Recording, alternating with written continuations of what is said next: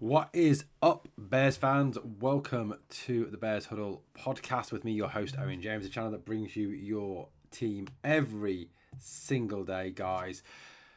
We're here. We finally made it. We are at draft day. It is draft day. It is just the kind of culmination of all that rumour, all that counter rumour, all that speculation, all that just I don't know, just all that stuff in the media. It's time. Let's just decide to screen a little bit. Let's make it. That's better.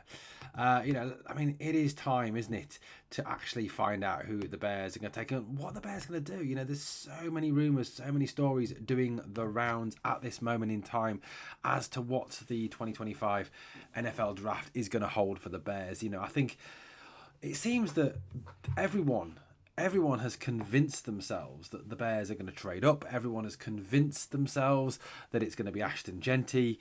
I've seen some rumours of Abdul Carter trying to get into the top three. I can't see that happening. I can't see the Browns, the Giants, or the Titans. Well, we know the Titans aren't. They've already said they're going to pick one, and they'll pick Cam Ward.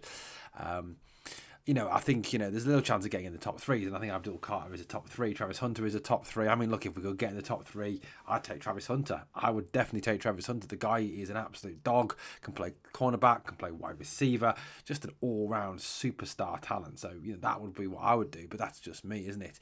But, all the talk seems to be that the Bears will go for Jeanty, that this is the talk, that they're going to try and draft up, they're going to try and get Jeanty, that it's a win-now situation. If that's the case, Ryan Poles is obviously very confident in the roster that he's assembled and the players that he can still draft, and also, in head coach Ben Johnson as well, that we can be a successful team this coming NFL season. Now, I suppose the big question, Bears fans, is what would you give up? What are they prepared to give up to move up? I think there's a lot of talk that you would have to obviously do a pick swap in the first round. So they get 10, we get 5 if we're trading with the Jags, 4 if we're trading with the Patriots. We probably give them 41 as well, take out one of our second round picks, and we probably have to give them next year's first, has been even talked about. Now, personally, I honestly, look, Ashton Jeanty is a blue chip player. Don't get me wrong. He is a generational talent. He is a very good foot player. I just don't think a running back, when you have other needs, is worth giving up your second round and your next year's first to get. I just don't think he is that level. Especially if you could get a Travion Henderson in the second round or a Quinshon Judkins. I don't think, there is a drop off there, but it's not a massive drop off. To me, it makes zero sense giving up one of the second rounders, especially given the fact that everyone's talked about that top 80 within this draft being so good, and the depth at all the key areas the Bears are looking at. The Bears need O linemen, there is depth there. The Bears need D linemen, there is depth there. The Bears need edge rushers, there is depth there. The Bears need tight ends, there is depth there. The Bears need running backs, there is depth there. And I think, given the fact that we have 4 picks in the first 72 picks, gives us a chance to really go out there and get 4 top players who can come in and start straight away.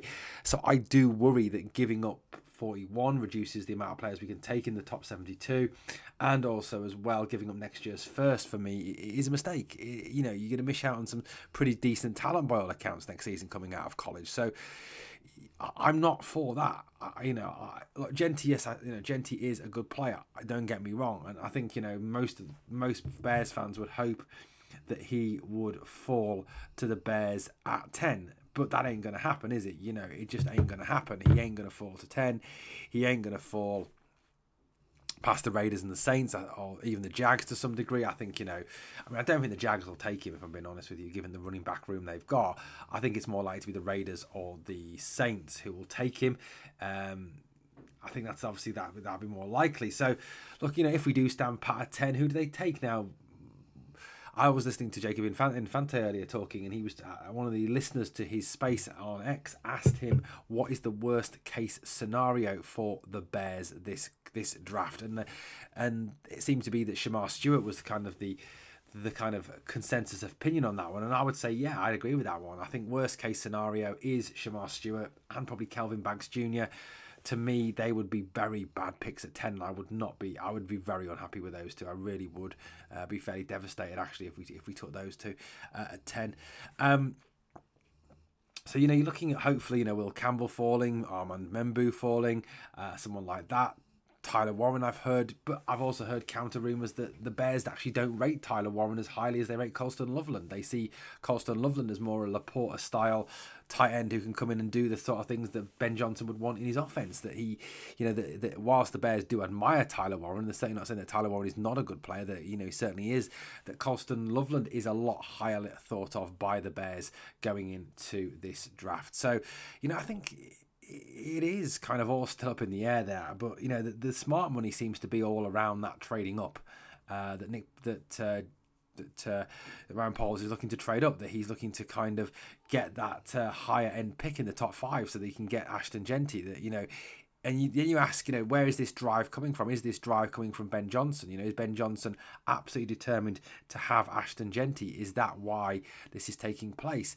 And like I said, if you are, it's supreme confidence. It is supreme confidence. Now, if we were trading up into the top 5 to go and get Abdul Carter, for example, or even Travis Hunter, if they were available in the top 5, which they won't be, but let's say they were, then you can kind of get that. Those are blue chip players at key positions that really affect. Now, look, I know that running backs have had a bit of a, kind of relaunch in the NFL last season, given obviously the job that Saquon Barkley did in helping the Eagles get to the Super Bowl. But I just think the Eagles were in a better position to get to the Super Bowl because they had already done all the other work that was needed. They had their defense, they had their offensive line, they had their top level quarterback, they had their wide receivers, they had their tight ends, they had their pass rushers, they had their D line, they had everything. It was all there, and all they needed was that final little sprinkle on the top to make it perfect, and that was Saquon Barkley.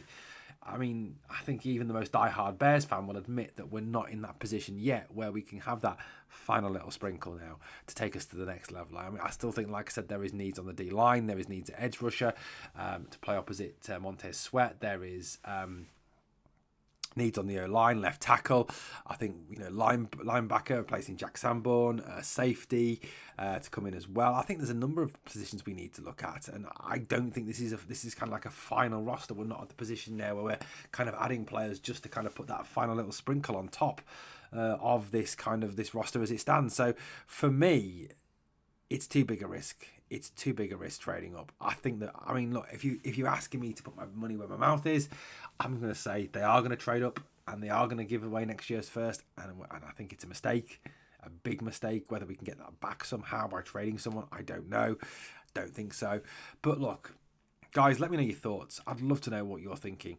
Obviously, if things stay the same, we've got obviously pick 10 tonight. Then obviously tomorrow we've got the 39th, 41st, 72nd, and then we go into obviously rounds 5, 7, and 5 and 7. We've got no 4th round pick and no 6th round pick. Obviously those were given away. So look, guys, I'd love to know your thoughts. Let me know your thoughts in the comments. Thank you for watching the Bears Huddle podcast. Just a quick draft update ahead of tonight's excitement.